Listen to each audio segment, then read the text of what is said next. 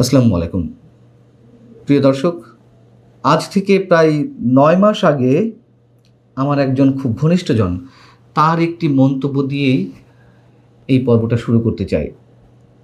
আমাদেরই এক ছোট ভাই, সাংস্কৃতিক কর্মী, সে আমাকে বলছিল, ভাই দেখেন, বিএনপি ডক্টর ইউনূসের মাধ্যমেই যুক্তরাষ্ট্রের সঙ্গে সব ধরনের বোঝাপড়া করে ক্ষমতায় আসবে। তার কারণ বিএনপির গায়ে যেন কোনো ধরনের গন্ধ না লাগে, বিএনপির কাঁধে যেন কোনো ধরনের দায় দায়িত্ব না চাপে, এজন্য ইউনূস সাহেবকে দিয়েই সব ধরনের চুক্তি আগেভাগে করিয়ে নেওয়া হবে। এটি যখন যেই কথিত মার্কিন বাণিজ্য চুক্তি যখন শুরুর প্রক্রিয়া হচ্ছে, চুক্তি করার প্রক্রিয়া হচ্ছিল, তখনই সে আমাকে কথাটাই বলেছিল। আমি তীব্র বিরোধিতা করেছিলাম, বিশ্বাস করতে পারিনি, গ্রহণ করতে পারিনি তার কথাটি। এবং আমি নিজেও অসংখ্যবার, নিশ্চয়ই আপনারা খেয়াল করেছেন, অসংখ্যবার বলেছি যে ডক্টর ইউনূস যে চুক্তিটি করে যাচ্ছেন তার মাধ্যমে বিএনপির ডানা ছেঁটে ফেলে দেওয়া হলো, বিএনপি স্বাধীনভাবে সরকার পরিচালনা করতে পারবে না। আমার বিশ্বাস থেকে বলেছিলাম, বিএনপির প্রতি অগাধ বিশ্বাস থেকেই। কিন্তু এখন এসে এই মুহূর্তে আমার সেই ছোট ভাইটি, সেই সাংস্কৃতিক কর্মী, অঞ্জন তার নাম, তার কথাটিকে কি আমরা গ্রহণ করে নেব? বিএনপি কি তাহলে আগেভাগেই যুক্তরাষ্ট্রের সঙ্গে সব ধরনের গোপন সমঝোতা করে এসেছে ক্ষমতায় আসার জন্য? তা যদি বাংলাদেশের স্বার্থের বাইরেও যায়, তাতে কিছু যায় আসে না, ক্ষমতায় আসতে হবে, এমনটাই কি আমরা ধরে নেব? এই জন্যই এই প্রশ্নগুলো উঠছে যে গত ২-৩ দিনের মধ্যে সরকারের একের পর এক মন্ত্রীরা যে ভাষায় নির্লজ্জভাবে এই চুক্তির পক্ষে সাফাই গাইছেন, তাতে আমাদের এ ধরনের সন্দেহ এরই মধ্যে হতে শুরু করেছে। অনেকে বলবেন যে আপনি এতদিন পরে এই সন্দেহ করছেন। শুরু থেকেই তো কারোর প্রতি সন্দেহ পোষণ করতে চাই না, আমরা বিরোধিতার খাতিরে কেবলমাত্র বিরোধিতা করতে চাই না। যেমন অর্থ উপদেষ্টা রাশেদ আল তিতুমির, তিনি বুধবারই মন্তব্য করলেন, মার্কিন যুক্তরাষ্ট্রের সঙ্গে পারস্পরিক বাণিজ্য চুক্তিসহ যে কোনো চুক্তির প্রতি শ্রদ্ধাবোধ থাকা প্রয়োজন। দেশের স্বার্থকে অগ্রাধিকার দিচ্ছে সরকার। পণ্যের বহুমুখীকরণ, প্রতিযোগিতায় সক্ষমতা ও উৎপাদনশীলতা বৃদ্ধিতে উভয় দেশ কীভাবে একসাথে কাজ করতে পারে সেটি নিয়ে আলোচনা হয়েছে। এত ভালো যখন চুক্তি, মানে শ্রদ্ধা করার মতন এমন নমস্য চুক্তি, সেই চুক্তি সম্পর্কে কেন নির্বাচনের আগে কিছু বলা হলো না? কেন ডক্টর ইউনূসকে সমর্থন করা হলো না বিএনপির পক্ষ থেকে? যখন এই চুক্তির বিরোধিতা করা হচ্ছিল, কেন তখন খোলামেলাভাবে বলা হলো না, না এই চুক্তিটা আপত্তির কিছু নেই, এই চুক্তি আমরা দেখেছি? ডক্টর খলিল কেন তখন বলেননি যে না, এই চুক্তি নিয়ে আমরা বিএনপি জামাতের সঙ্গে কথা বলেছি? কেন নির্বাচনের পর এসে ডক্টর খলিলকে এই ধরনের মন্তব্য করতে হয়? ডক্টর খলিলই তো এই চুক্তির নাটের গুরুদের একজন বাংলাদেশের পক্ষ থেকে। বাণিজ্যমন্ত্রী খন্দকার আব্দুল মুক্তাদির, তিনি বলেছেন, যুক্তরাষ্ট্র বাংলাদেশ পারস্পরিক যে বাণিজ্য চুক্তি তা নিয়ে উদ্বেগের কিছু নেই। চুক্তির কোনো ধারা যদি বাংলাদেশের স্বার্থের পরিপন্থী হয় তা সংশোধনের চুক্তির মধ্যেই সুযোগ রয়েছে। খুবই চমৎকার কথা, বাহাবা পাওয়ার মতন কথা। কিন্তু মঙ্গলবার যখন একটি অনুষ্ঠানে তিনি এই মন্তব্য করলেন, তার পরিপ্রেক্ষিতে সাংবাদিকদের প্রশ্ন ছিল, চুক্তিটি বাংলাদেশের স্বার্থের অনুকূলে নয় এবং সেখানে বলা আছে বাংলাদেশ চাইলে এই চুক্তি বাতিল করতে পারবে। বাংলাদেশ কি চুক্তি বাতিলের পথে যাবে? তখন আমাদের বাণিজ্য মন্ত্রী মহোদয় কোনো উত্তর দিলেন না, চুপ করে রইলেন, প্রশ্নটি এড়িয়ে গেলেন। কেন এড়িয়ে গেলেন? এত ভালো যখন চুক্তি, উদ্বেগের যদি কিছু না থেকে থাকে এবং তিনি নিজেই বলছেন চুক্তি সংশোধনের জায়গা রয়েছে, তাহলে কেন এই প্রশ্নের কোনো উত্তর দিলেন না? দিলেন না এই কারণে, চুক্তির বাস্তবায়ন প্রক্রিয়াটি মহা ধুমধামের সঙ্গে বিএনপি শুরু করে দিয়েছে।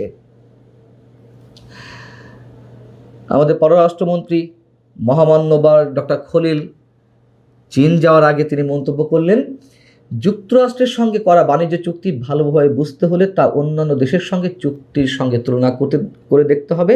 এতে পুরো বিষয়টি আরও পরিষ্কার হবে। যে কোনো আন্তর্জাতিক চুক্তি নিয়ে খোলামেলা আলোচনা হওয়া প্রয়োজন। বাহ বাহ, কি সুন্দর কথা, খোলামেলা আলোচনা হওয়া প্রয়োজন। তাহলে কেন আলোচনা হলো না? জাতীয় সংসদে কেন এরকম একটি গুরুত্বপূর্ণ আন্তর্জাতিক চুক্তি উত্থাপন করা হলো না আলোচনার জন্য? কেন স্বতন্ত্র সংসদ সদস্য ব্যারিস্টার রুমিন ফারহানা যখন পয়েন্ট অফ অর্ডারে দাঁড়িয়ে তিনি এই প্রসঙ্গে দৃষ্টি আকর্ষণ করলেন, চুক্তি বিষয়ে আলোচনার আহ্বান জানালেন, কেন তখন স্পিকারের পক্ষ থেকে ব্যারিস্টার রুমিন ফারহানাকে থামিয়ে দেওয়া হলো, বলা হলো যে নোটিশ আকারে নিয়ে আসেন? নোটিশ আকারে নিয়ে আসার তো আর সময় ছিল না। বোয়িং চুক্তি কেনার বোয়িং বিমান কেনার চুক্তি সেদিনই হতে যাচ্ছিল বা হয়েছে। Centre for policy dialogue CPD থেকে শুরু করে বিভিন্ন গবেষণা প্রতিষ্ঠান, বিভিন্ন রাজনৈতিক দল এই চুক্তিকে দেশবিরোধী চুক্তি হিসেবে আখ্যা দিয়ে আসছে, চুক্তি বাতিলের দাবি জানিয়ে আসছে। এই চুক্তি যে আমাদের স্বাধীনতা সার্বভৌম বিরোধী চুক্তি, সেই কথাগুলো একের পর এক অনবরত তারা বলে যাচ্ছেন। শুধু তারা নয়, কোনো গবেষণা প্রতিষ্ঠানের নয়, আমাদের মতন একেবারে সাধারণ যে কোনো মানুষ চুক্তিটি একবার ভালোভাবে পড়লেই বুঝতে পারবেন যে চুক্তির মধ্যে কী আছে কী নেই, আমাদের স্বার্থের পক্ষে যায় এমন কয়টা জিনিস আছে। এবং এই যে কথাগুলো বলা হচ্ছে যে স্বাধীনতা সার্বভৌম বিরোধী চুক্তি, এই স্বাধীনতা সার্বভৌম বিরোধী শব্দগুলো অনেকের কাছেই রাজনৈতিক শব্দ, কিন্তু এখানে এগুলো কোনো রাজনৈতিক শব্দ নয়, এগুলো চরম বাস্তবতাপূর্ণ কথাগুলো ব্যবহার করা হচ্ছে বিভিন্ন গবেষণা প্রতিষ্ঠান এবং রাজনৈতিক দলের পক্ষ থেকে। যুক্তরাষ্ট্রের সঙ্গে যে চুক্তিটি করা হয়েছে, যদি সংক্ষেপে বলি, এ নিয়ে অনেকবার কথা বলেছে, অসংখ্যবার। আবারও একটু আপনাদের মনে করিয়ে দিই, এই চুক্তি বাস্তবায়নের ফলে বাংলাদেশ বিপুল পরিমাণ রাজস্ব হারাবে। বেশি দরে পণ্য কিনতে হবে, যুক্তরাষ্ট্রের চাওয়া অনুযায়ী বাণিজ্য নীতি ঠিক করতে হবে বাধ্যতামূলকভাবে, অসংখ্য শর্ত বাংলাদেশকে প্রতিপালন করতে হবে। বিপরীতে এই চুক্তির ফলে যুক্তরাষ্ট্রের বাণিজ্য বাড়বে। নিজের ভূ রাজনৈতিক কৌশল অনুযায়ী বাংলাদেশকে বিভিন্ন নীতি নির্ধারণে বাধ্য হতে হবে যুক্তরাষ্ট্রের পক্ষে, এবং বিনিময়ে বাংলাদেশ কোনো কিছুতেই তেমন কোনো কিছু ছাড় পাবে না। আরও স্পষ্ট করে বললে আবারও সে পুরনো কথা বলতে হয় যে 14টি বোয়িং উড়োজাহাজ কেনার শর্ত ছিল, সেটি কেনার চুক্তি অলরেডি এর মধ্যে সম্পাদন হয়েছে বিএনপি সরকারের মাধ্যমে, যাতে আমাদের গচ্চা যাবে 37,000 কোটি টাকা। 15 বছরে $15 বিলিয়ন জ্বালানি কিনতে হবে বাধ্যতামূলকভাবে।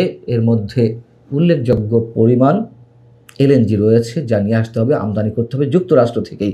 $3.5 বিলিয়ন গম, সয়াবিন, সয়া থেকে উৎপাদিত বিভিন্ন পণ্য, তুলা, এগুলো আমদানি করতে হবে। অথচ এই পণ্যগুলো আমরা অন্যান্য বিভিন্ন রাষ্ট্র থেকে আমাদের পছন্দ অনুযায়ী দর কষাকষির মাধ্যমে অনেক সস্তাতে আমদানি করতে পারতাম, কিন্তু না, যুক্তরাষ্ট্র থেকেই অতিরিক্ত দামে আমদানি করতে হবে।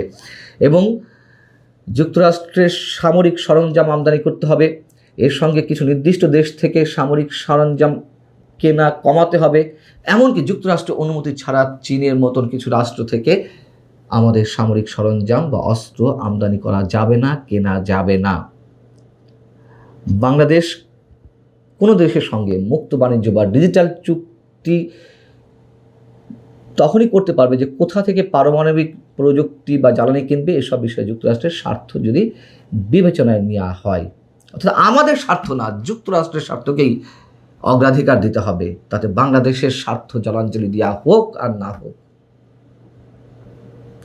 ওষুধ খাতেও এফডিএ অনুমোদন এবং পেটেন্ট সংক্রান্ত বাড়তি নিয়ম জেনেরিক ওষুধ শিল্পের উপর চাপ তৈরি করবে, এবং ওষুধ যে আমরা অনেক কম দামে কিনতে পারি সাধারণ মানুষ অন্য দেশের তুলনায়, যদিও ওষুধের দাম হুড় হুড় করে বাড়ছে, কিন্তু এই নীতি অবলম্বন করলে সাধারণ মানুষের নাগালের বাইরে চলে যাবে ওষুধ কেনাকাটার বিষয়টি।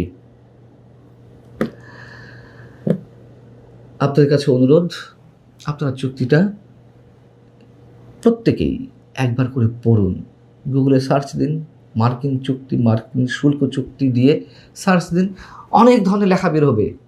এবং এই যে আমাদের মন্ত্রীরা যে নির্লজ্জভাবে এই চুক্তির পক্ষে সাফাই গাইছেন, তারা কিন্তু শুধু এই গতানুগতিক বক্তব্যগুলোই, বায়বীয় কথাগুলো বলছেন, কোনো যুক্তি তর্ক তুলে ধরছেন না।